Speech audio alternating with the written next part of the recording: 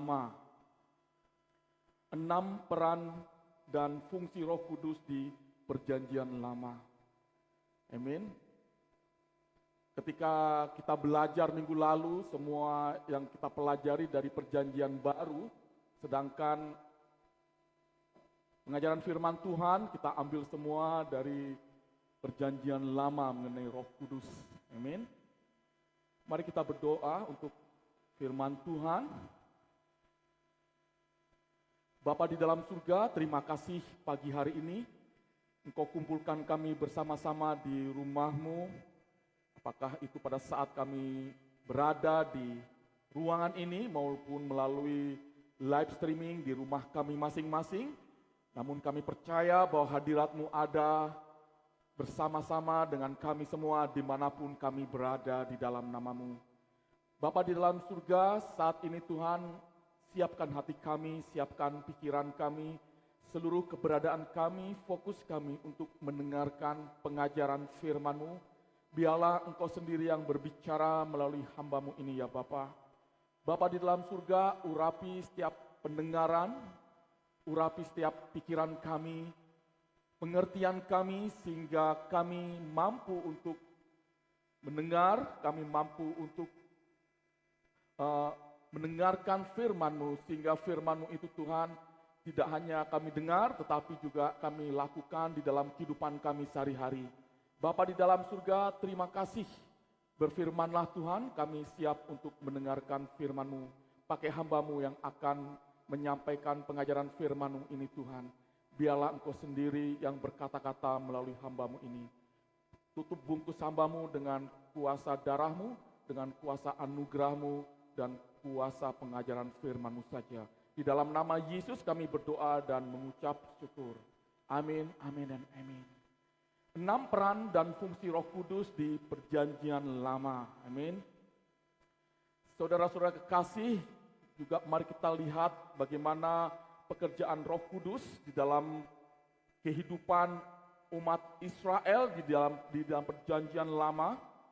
Roh Kudus mengimpartasikan satu kemampuan dan mengeksekusi di berbagai tugas dan fungsinya. Saudara-saudara kekasih, kita nanti juga akan belajar bagaimana kuasa Roh Kudus memberikan suatu pencapaian, di mana Roh Kudus itu sendiri memberikan suatu peran di dalam kebijakan, di dalam kekuatan untuk mencapai tujuan Allah. Di dalam Perjanjian Lama ini juga kita akan belajar banyak tugas dan fungsi Roh Kudus secara khusus yang ditujukan, di mana Allah sendiri melalui Roh-Nya, dan Roh Kudus ini juga kita bisa belajar sebagai illuminator atau sebagai pencerahan yang memberikan suatu terang dan juga energizer, memberikan suatu semangat, suatu energi, dan juga enabler, memberikan suatu kemampuan untuk melakukan tugas-tugas ilahi. Amin. Kita akan belajar bersama-sama di sini bagaimana fungsi dan peran Roh Kudus di dalam Perjanjian Lama. Yang pertama, peran dan fungsi Roh Kudus di dalam Perjanjian Lama yaitu mendesain tabernakel dan bait Allah. Mendesain tabernakel dan bait Allah. Saudara-saudara kekasih, saya ambil di dalam Keluaran 31 ayat yang ke-3 sampai yang ke-5. Dan telah kupenuhi dia dengan roh Allah dan dengan keahlian dan pengertian dan pengetahuan dalam segala macam pekerjaan untuk membuat berbagai rancangan supaya dikerjakan dari emas, perak, dan tembaga, untuk mengasah batu permata supaya ditata, untuk mengukir kayu, dan untuk bekerja dalam segala macam pekerjaan. Kita tahu pada saat Musa memimpin bangsa Israel keluar dari Mesir dan melewati berbagai tantangan-tantangan, Allah menyiapkan suatu rumahnya, tabernakel. Dan di situ kita bisa juga apa yang sudah kita baca di sini, bahwa Allah sendiri menginginkan sesuatu rumah tabernakel menurut kehendak kehendaknya, amin. Allah mencurahkan rohnya, Allah memberikan orang-orang yang khusus, yang terampil untuk membuat tabernakel itu sesuai dengan rencana Allah. Dan kita bisa melihat pada saat Allah memberikan suatu rancangan-rancangan melalui rohnya kepada orang-orang yang sungguh ditentukan untuk membuat itu, Allah sangat suka di sini. Kita bisa melihat di dalam Keluaran 40 ayat yang ke-34, lalu awan itu menutupi kemah pertemuan dan kemuliaan Tuhan memenuhi kemah suci. Saudara-saudara, demikian juga kita lihat di dalam 1 Tawarikh 28 ayat yang ke-10 sampai ayat yang ke-12. Camkanlah sekarang, sebab Tuhan Allah telah memilih engkau untuk mendirikan sebuah rumah menjadi tempat kudus. Kuatkanlah hatimu dan lakukanlah itu. Lalu Daud menyerahkan kepada Salomo anaknya rencana bangunan dari balai bait suci dan ruangan-ruangannya, dari pembendaharaannya, kamar-kamar atas dan kamar-kamar dalamnya, serta dari ruangan untuk tutup pendamaian. Selanjutnya rencana dari segala yang dipikirkannya mengenai pelataran rumah Tuhan dan bilik-bilik di sekelilingnya, mengenai pembendaraan rumah Allah dan pembendaraan barang-barang kudus. Tabernakel adalah pada saat Musa memimpin bangsa Israel keluar dari Mesir dan menuju tanah Kanaan. Hanya suatu tenda, tetapi Allah sendiri yang merancangkan kesemuanya itu. Tetapi pada saat Daud sendiri diberikan tugas oleh Allah untuk membuat bait Allah. Karena Daud sendiri kita tahu sudah banyak melakukan peperangan-peperangan, banyak pentumpahan darah terjadi di situ. Allah tidak mengizinkan Daud untuk membuat bait Allah, tetapi Allah memberikan itu kepada Salomo. Dan Tuhan memberkati Salomo dengan berbagai hikmat dan juga kekayaan-kekayaan yang luar biasa. Dan disitulah Allah melalui putranya Daud, Salomo, membangun bait Allah. Kita bisa melihat di sini bahwa Roh Kudus di dalam Perjanjian Lama mempunyai satu peran membangun tabernakel, membangun bait Allah. Saudara-saudara kekasih, bagaimana kita bisa melihat di dalam Perjanjian Baru? Amin. Firman Tuhan di dalam Perjanjian Baru dikatakan, engkau adalah apa? Bait Allah. Di dalam diri engkau ada Roh Allah tinggal. Amin. Kita bisa melihat di dalam kehidupan kita saat ini bahwa Allah bekerja melalui rohnya, membangun kehidupan kita, membangun kerohanian kita. Amin. Sesuai dengan kehendaknya, sesuai dengan rencananya di dalam kehidupan kita. Kita tahu bahwa setiap dari kita adalah unik di mata Allah. Kita tahu semua dari kita mempunyai suatu keterampilan yang berbeda-beda satu sama lain.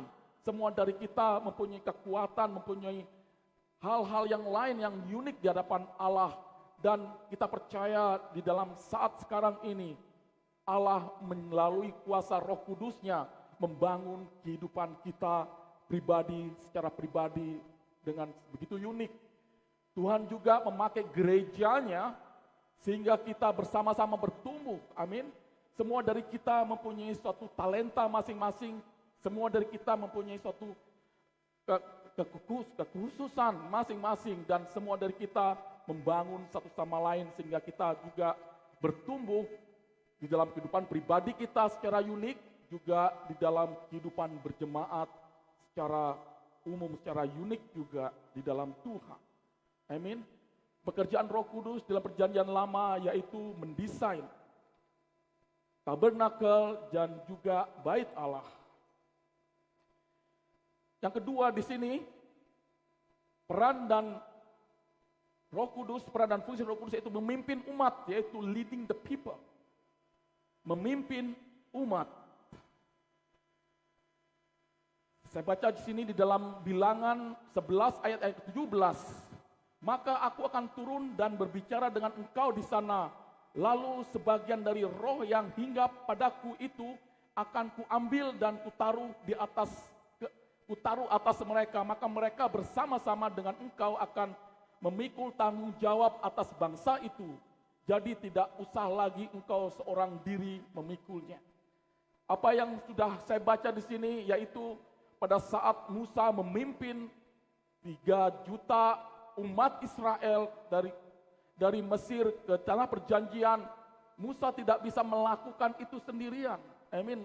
Musa exhausted. Karena apa? Bayangkan 3 juta orang yang harus dia pimpin, dan bagaimana setiap orang memiliki suatu permasalahan sendiri.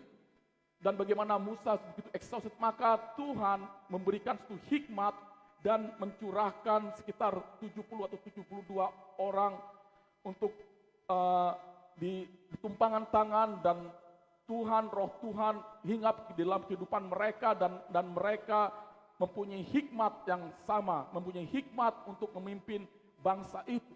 Amin. Demikian juga dengan kita gitu ya.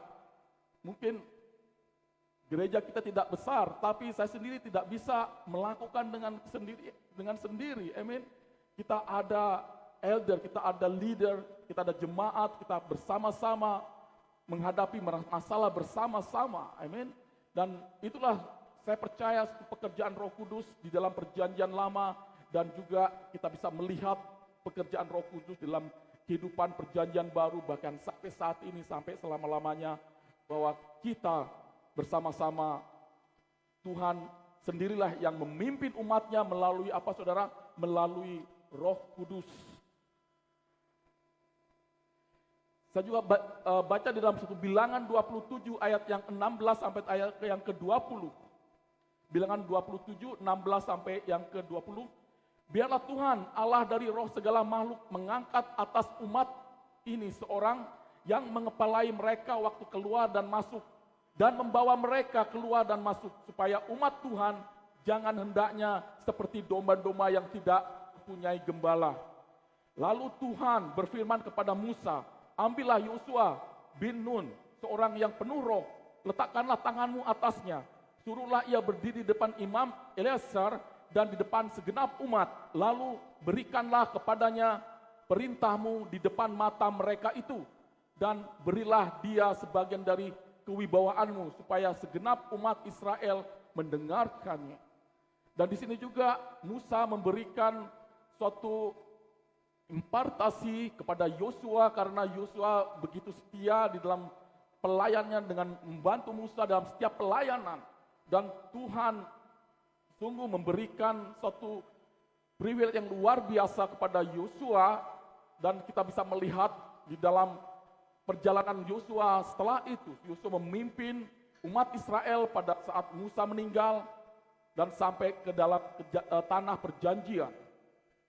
Kita bisa melihat selanjutnya di dalam Ulangan 34 ayat 9, dan Yosua bin Nun penuh dengan roh kebijaksanaan, sebab Musa telah meletakkan tangannya ke atasnya, sebab itu orang Israel mendengarkan dia dan melakukan seperti apa yang diperintahkan Tuhan kepada Musa.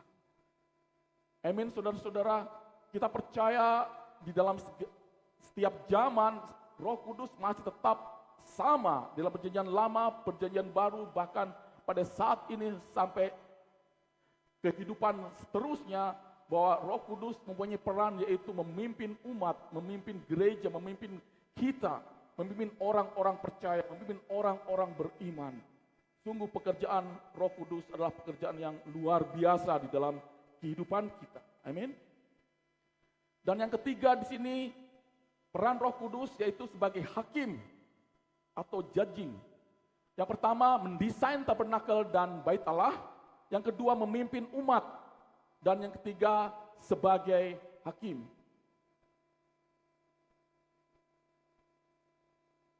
Saya ambil di dalam Hakim 3 ayat yang ke-10, roh Tuhan menghinggapi dia dan ia menghakimi orang Israel. Ia maju berperang lalu menyerahkan Hushan Rishathaim, Raja Aram, ke dalam tangannya sehingga ia mengalahkan Hushan Rishathaim. Ayat ini menggambarkan pada saat Yosua menyelesaikan tugasnya dan Yosua wafat, Bangsa Israel tidak pernah mengalami suatu peperangan kembali. Bangsa Israel berada di dalam comfort zone. Oleh karena itu, kita bisa, kalau saudara membaca, bangsa Israel menjadi bangsa yang tidak takut akan Tuhan, mereka memberontak kepada Tuhan, dan bahkan mereka menyembah Allah-Allah lain.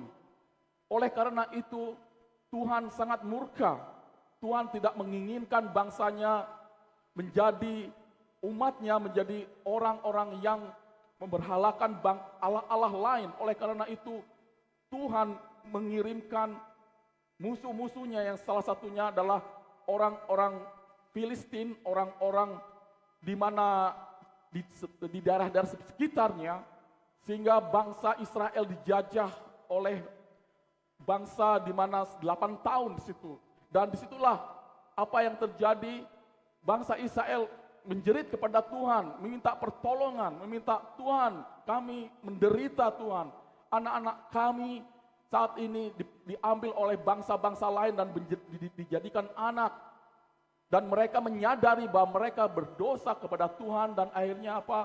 Tuhan mengirimkan Otniel, hakim pertama. Amin.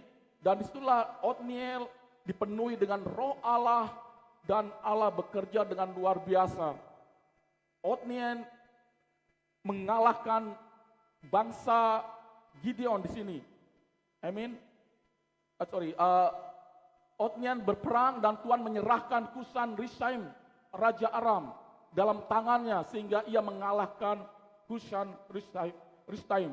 Di sini kita bisa melihat tuh ya, pada saat bangsa Israel dalam comfort zone, mereka akhirnya keluar dari rencana Allah, mereka memperbahalakan Allah-Allah lain, dan Allah murka. Allah akhirnya mengirimkan Otniel, hakim, pada saat bangsa Israel menjerit, minta pertolongan kepada Tuhan.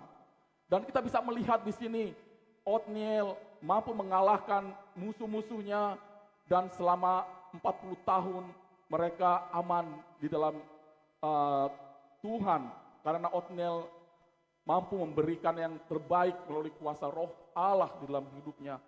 Tetapi apa yang terjadi setelahnya? Pada saat itu juga bangsa Israel mulai lagi menjauh dari Tuhan. Mereka mulai tidak percaya kepada Tuhan, dan akhirnya Tuhan menyerahkan kepada bangsa lain, bangsa Midian di sini.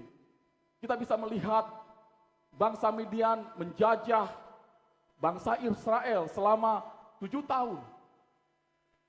Dan di situ kembali bangsa Israel menjerit kepada Tuhan, Tuhan, saya bertobat Tuhan, kenapa menjadi sengsara seperti ini?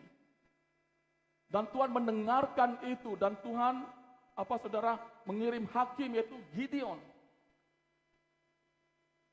Dan di sini kita, kalau saudara membaca, mungkin guru-guru sekolah minggu, ini adalah satu favorit. Gideon memilih 300 orang dan mengalahkan bangsa Midian dengan sesuatu yang luar biasa. Dan akhirnya Tuhan menyelamatkan bangsa Israel melalui Gideon. Dan tidak hanya itu saja, kembali lagi juga bangsa Israel tidak taat kepada Allah kembali. Kalau misalnya ayat-ayat kita baca juga di dalam Hakim-Hakim,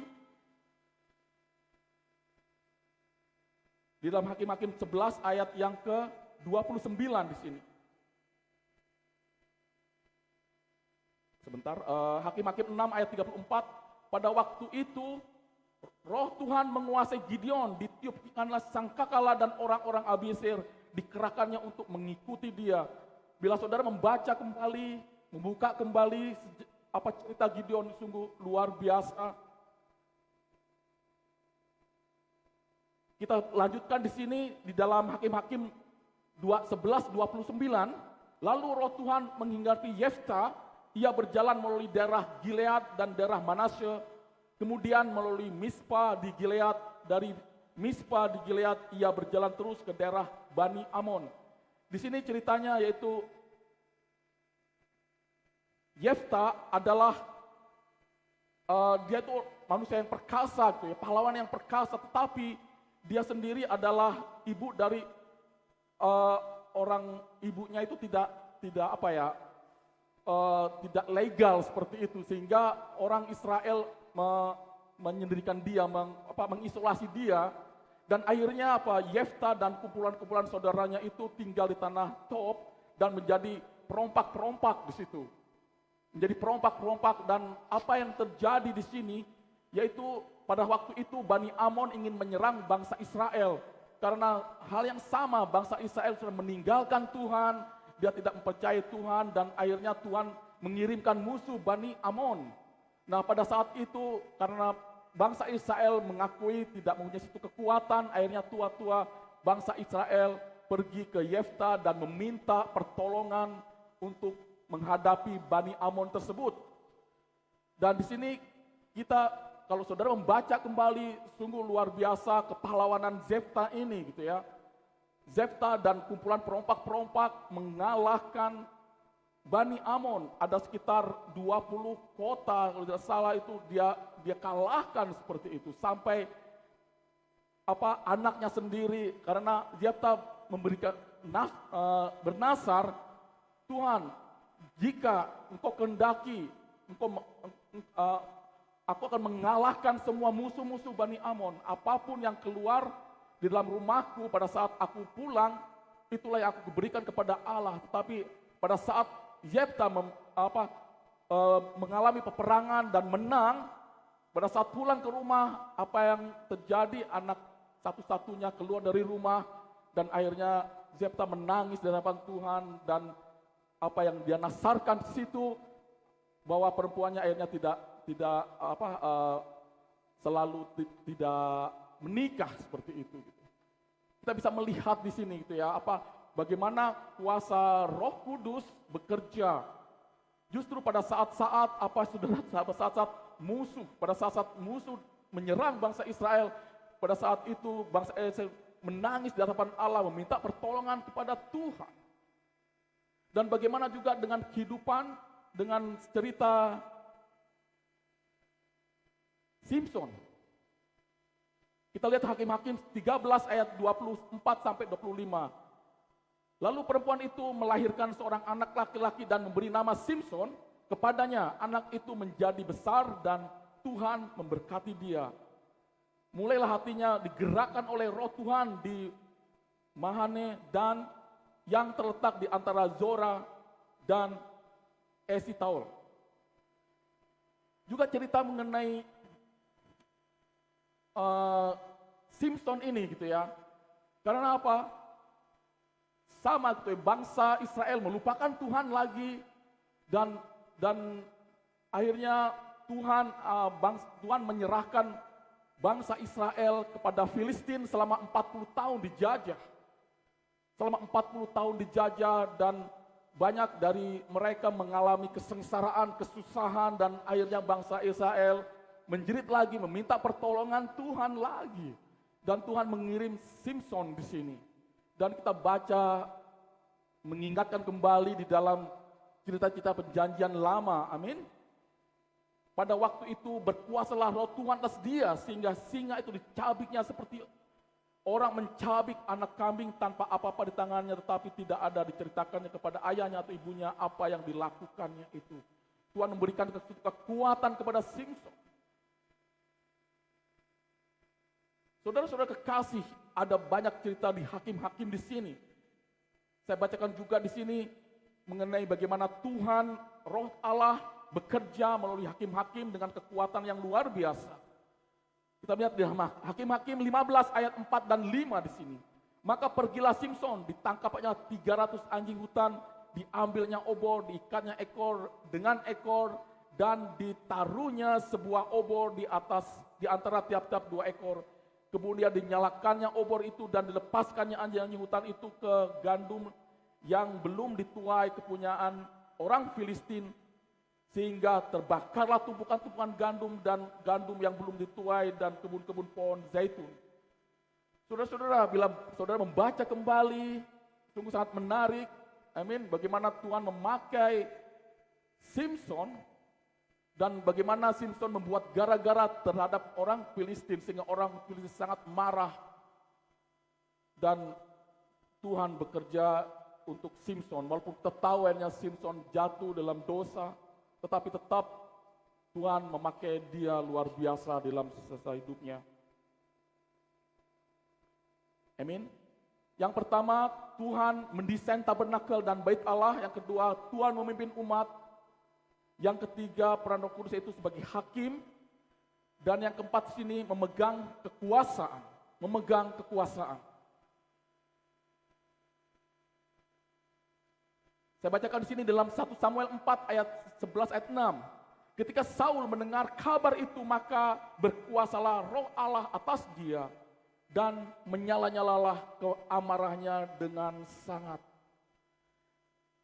Ini adalah setelah masa-masa hakim-hakim, akhirnya bangsa Israel juga menjerit, meminta kepada Tuhan seorang raja.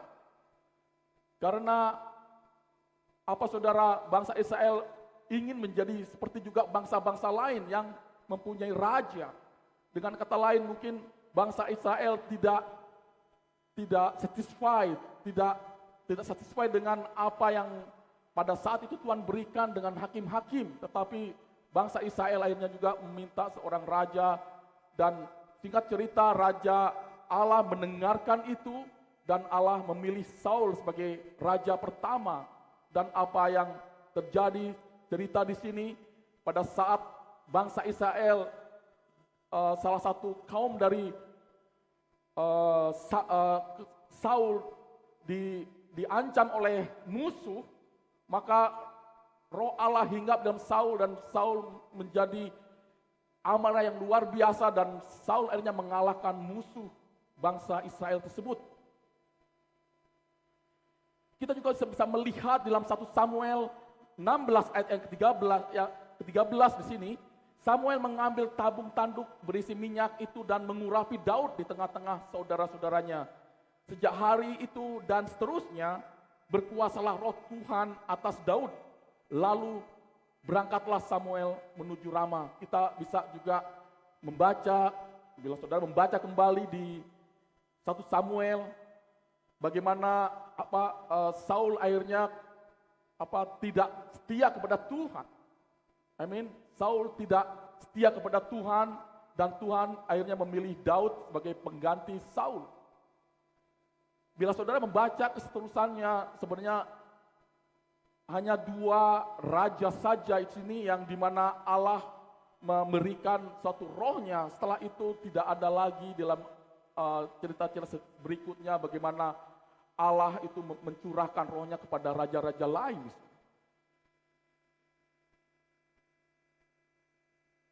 Apa yang terjadi pada saat Saul tidak taat kepada Tuhan, pada saat Saul tidak mengindahkan perintah-perintah Tuhan, maka di dalam 1 Samuel 16 ayat yang ke-14 di sini, tetapi roh Tuhan telah mundur daripada Saul dan sekarang ia diganggu oleh roh jahat yang daripada Tuhan. Saudara-saudara kekasih, apa yang kita bisa belajar dari hal memegang kekuasaan di sini? Kita percaya bahwa selama Roh Kudus tinggal dalam kehidupan kita, selama kita mengandalkan Dia, kita tetap berada di dalam anugerahnya, amin. Kita tetap berada di dalam bimbingan.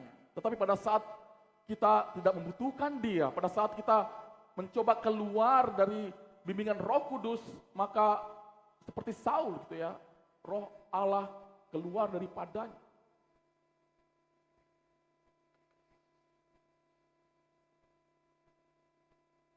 Yang kelima di sini, peran dari Roh Kudus dalam Perjanjian Lama yaitu bernubuat. Bernubuat.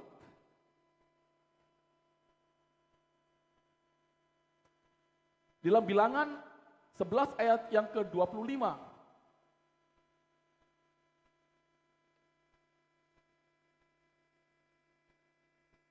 Lalu turunlah Tuhan dalam awan dan berbicara kepada Musa, kemudian diambilnya sebagian dari roh yang dihinggap padanya dan ditaruhnya atas ke-70 tua-tua itu ketika roh itu hinggap pada mereka, kepenuhanlah mereka seperti nabi, tetapi sudah itu tidak ada lagi. Jadi ini juga yang terjadi sama pada saat Musa memberikan rohnya, membagikan rohnya itu kepada 70 tua-tua, karena apa yang terjadi pada waktu itu kita tahu bahwa Musa mengalami suatu kelelahan karena dia berhadapan masalah sendiri, berhadapan dengan sekitar 3 juta orang Israel pada waktu itu. Tuhan memerintahkan kepada Musa untuk menumpangkan tangan kepada 7 tua-tua, dan 7 tua-tua itu juga dipenuhi oleh Roh Allah. Dan tidak hanya itu saja di sini, kalau kita baca di dalam ayat selanjutnya, di dalam Bilangan 11 ayat yang ke-26, masih ada 2 orang tinggal di tempat perkemahan, yang seorang bernama Eldad, yang lain bernama Medad. Ketika roh itu hinggap pada mereka, mereka itu termasuk orang-orang yang dicatat tetapi tidak turut pergi ke kemah. Maka kepenuhanlah mereka seperti nabi di tempat perkemahan. Tidak hanya itu saja, pada saat mereka 2 orang tua-tua yang tidak hadir di perkemahan itu juga dipenuhi oleh kuasa nubuatan. Saudara-saudara kasih, saya baca lagi di dalam Bilangan 11 ayat yang ke-28 dan ke-29 di sini. Maka menjawablah Yosua bin Nun, yang sejak mudanya menjadi abdi Musa, Tuanku Musa, cegahlah mereka. Tetapi Musa berkata kepadanya, apakah engkau begitu giat mendukung diriku? Kalau seluruh umat Tuhan menjadi nabi, oleh karena Tuhan memberi rohnya hinggap kepada mereka. Apa yang masuk di ayat ini, saudara? Pada saat Yosua melihat 70 tua-tua, pada saat Musa menumpangkan tangan kepada mereka dan roh Allah hinggap kepada mereka, apa yang terjadi? Yosua merasa jealous gitu ya, merasa bahwa seharusnya untuk dia, tetapi dia bagikan kepada 70 orang itu juga seperti itu. Saudara-saudara kekasih, sungguh pekerjaan Tuhan melalui kuasa Roh Kudus dalam perjanjian lama begitu luar biasa, amin. Bagaimana juga di dalam kehidupan perjanjian baru sekarang. Ada beberapa denominasi seperti mereka masih mempercayai dengan adanya karunia kenabian, di mana karunia kenabian itu salah satu dari tugasnya yaitu memberikan suatu nubuatan kepada jemaatnya, nubuatan kepada gereja, bahkan nubuatan kepada bangsa-bangsa seperti itu. Saya sendiri lahir baru gitu ya di salah satu gereja perjanjian baru ya, pada waktu itu namanya Gereja Maranatha gitu ya. Dan beberapa kali gitu ya, hamba-hamba Tuhan yang diberikan karunia kenabian dari luar negeri datang ke Jakarta dan beliau bernubuat secara pribadi, orang demi orang seperti itu. Dan kita tahu bahwa hamba-hamba Tuhan yang diberikan karunia kenabian gitu ya, sungguh mempunyai suatu urapan yang luar biasa, urapan yang sungguh luar biasa sekali gitu. Dan kita mungkin dari beberapa dari kita gitu ya, mungkin masih merasa kayak agak aneh dengan adanya nubuatan ini gitu, nubuatan. Tapi dari beberapa denominasi gereja seperti itu, mereka masih melakukan itu, nubuatan secara pribadi, dan nubuatan itu sendiri sungguh sangat memberikan kekuatan itu dalam kehidupan pribadi maupun dalam kehidupan berjemaat, dalam kehidupan bergereja.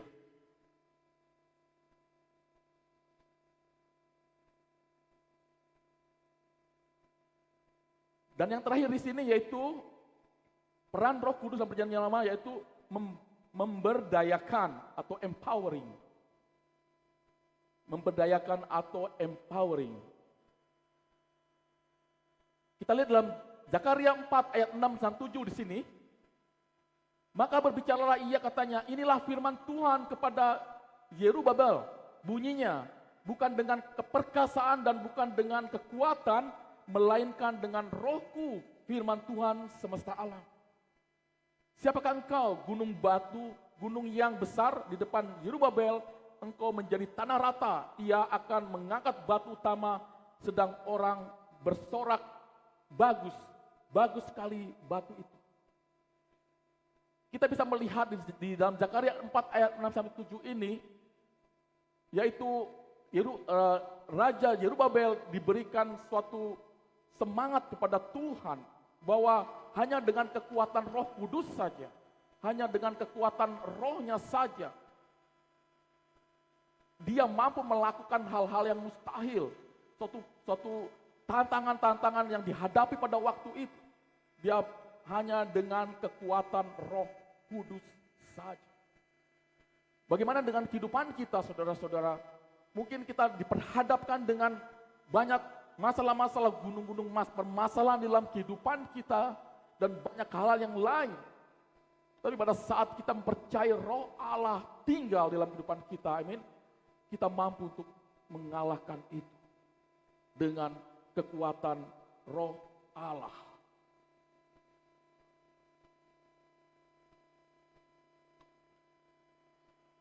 Kita juga bisa melihat di dalam 2 Raja-Raja 2 ayat 1 dan 11 di sini. Kisah mengenai Elia, pada saat Elia dipersiapkan untuk apa, saudara? Untuk masuk ke surga. 2 Raja-Raja 2 ayat 1 dan 11 di sini. Menjelang saatnya Tuhan hendak menaikkan Elia ke surga, dalam angin badai, Elia dan Elisa sedang berjalan dari Gilgal. Ayat yang 11, sedang mereka berjalan terus sambil berkata-kata, tiba-tiba datanglah kereta berapi dengan kuda berapi memisahkan keduanya, lalu naiklah Elia ke surga dalam angin badai. Kita bisa melihat bahwa Elia salah satu nabi Allah yang mempunyai suatu urapan yang besar. Kalau saudara membaca ayat 2, 3 dan selanjutnya di sini, saudara akan melihat bagaimana Elia memakai jubahnya, menggulungkannya dan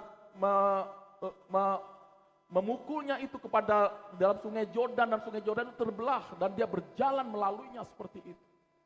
Ada kuasa di dalam Roh Kudus, ada kuasa. Dan bagaimana juga Elia memberikan urapan, double urapan itu kepada Elisa. Dan kita bisa melihat bagaimana pengalaman Elisa di dalam kuasa Roh Allah, menyembuhkan orang sakit, bahkan membangkitkan orang mati. Kuasa Roh Kudus memberikan empower kepada kita, amin, memberikan suatu kekuatan kepada kita. Juga kita bisa melihat dalam perjanjian baru, bagaimana kuasa Roh Kudus bekerja di depan orang-orang, di dalam kehidupan orang-orang percaya. Ada kuasa di dalam kuasa Roh Kudus. Amin. Jadi di sini apa yang kita bisa belajar, saudara? Apa yang kita bisa belajar? Mungkin kita bisa pengertian kita sebelumnya bahwa Roh Kudus itu hanya ada di dalam perjanjian baru saja, Tritunggal, tetapi bagaimana dalam perjanjian lama peran dan fungsi Roh Kudus itu sendiri luar biasa gitu ya, memimpin umat. Amin, memimpin umat sebagai hakim. Dan juga bagaimana pekerjaan Roh Kudus itu memberikan suatu empowering, memberikan suatu kuasa, suatu energi yang besar dalam kehidupan kita. Sungguh kita bersyukur bahwa kita dikenal oleh Roh Kudus atau kita mengenal Roh Kudus. Saya percaya bahwa apa yang saya bagikan pagi hari ini gitu ya akan membawa kita lebih dekat lagi dengan Roh Kudus. Amin. Dan bagaimana Roh Kudus memberikan sesuatu yang sangat luar biasa di dalam proses pertumbuhan kerohanian kita. Saudara-saudara, kalau satu hal gitu ya, apa yang kita belajar dari hakim-hakim ini gitu. Kadang-kadang musuh itu menjadi berkat gitu ya. Bagaimana kalau seandainya bangsa Israel itu tidak diperhadapkan dengan musuh? Pasti mereka akan hidup dalam comfort zone, mereka akan keluar dari rencana Allah, dan mereka tidak membutuhkan Allah lagi. Tetapi pada saat Allah mengirimkan musuh seperti itu, akhirnya apa? Mereka kaget, seperti terbangun seperti itu. Dan mereka menjerit, mereka membutuhkan Tuhan. Dan Tuhan mengirimkan rohnya kepada orang yang diurapi. Demikian juga dengan kita, saudara. Kita kadang-kadang kalau semuanya Tuhan kirimkan musuh, oh Tuhan, mungkin ada sesuatu yang Engkau rencanakan dalam kehidupan saya, Tuhan. Amin. Saudara tidak perlu fobia dengan musuh. Apakah itu musuh dalam bentuk fisik, apakah itu musuh dalam bentuk permasalahan, apakah itu musuh dalam bentuk apapun seperti itu. Berarti Tuhan punya rencana yang kita tidak tahu. Kita membutuhkan Allah dan kita berdoa kepada Tuhan, apa yang Tuhan mau dengan musuh yang saya hadapi ini gitu. Dan saya percaya Tuhan memakai itu, Tuhan memakai musuh itu untuk mengingatkan kita. Tuhan memakai musuh itu mungkin untuk membuat kita lebih dekat dengan Allah seperti itu. Karena saudara-saudara, justru pada saat kita berada di comfort zone, saat itulah kadang-kadang kita akan keluar dari rencana Allah, kita akan tertidur secara kerohanian seperti itu. Kadang-kadang Tuhan mengirimkan hal-hal seperti itu untuk apa, saudara? Untuk membangun terus iman kita, kepercayaan kita kepada Allah. Tuhan itu sungguh baik, amin. Amin. Siapa yang belajar pagi hari ini? Amin. Saya percaya pengajaran mengenai memayang Roh Kudus ini akan memberkati kita semua, amin. Dan saya mengencourage kepada saudara untuk membaca kembali. Kadang-kadang apa yang saya bagikan sangat terbatas, amin. Mungkin cara saya membagikan tidak seperti Kak Ibu Indah, mungkin lebih enak, lebih luas gitu ya, membagikan kepada anak-anak. Kadang-kadang cara membagikan kaku gitu ya. Namun saya percaya saudara mengerti apa yang saya bagikan di sini, amin. Belajar terhadap pada Roh Kudus senantiasa di dalam kehidupan kita sehari-hari. Tuhan berkati, mari kita berdoa.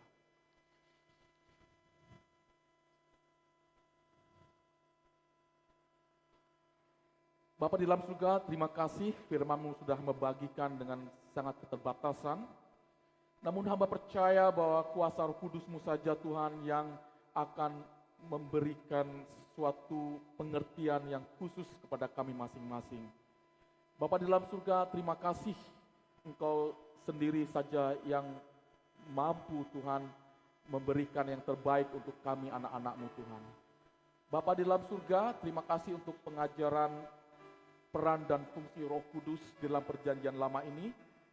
Kami percaya Tuhan dan kami mau ingin mendalami lebih lagi Tuhan secara pribadi, mengenal pribadi Roh Kudus yang tidak hanya kami tahu di dalam pekerjaannya di dalam perjanjian baru, juga pekerjaan Roh Kudus di dalam perjanjian lama yang akan melengkapi pengetahuan firman-Mu, yang akan melengkapi rema-rema di dalam kehidupan kami untuk belajar, bermeditasi di dalam firman-Mu. Bapa di dalam surga, sempurnakan apa yang hamba bagikan untuk jemaat-Mu Tuhan. Dan sempurnakan juga Tuhan pengetahuan yang anak-anak-Mu sudah serap melalui pengajaran pagi hari ini. Bapa dalam surga, terima kasih Tuhan. Doa hamba Tuhan, biarlah pengajaran ini Tuhan akan menjadi sesuatu yang baru di dalam pertumbuhan iman kami anak-anak-Mu Tuhan. Akan menjadi suatu wawasan yang baru untuk mengenal Engkau lebih luas lagi di dalam setiap area kehidupan kami melalui Roh Kudus-Mu Tuhan yang bekerja dalam kehidupan kami. Bapa dalam surga, terima kasih, diberkatilah nama-Mu, di dalam nama Yesus kami berdoa dan mengucap syukur. Amin, amin.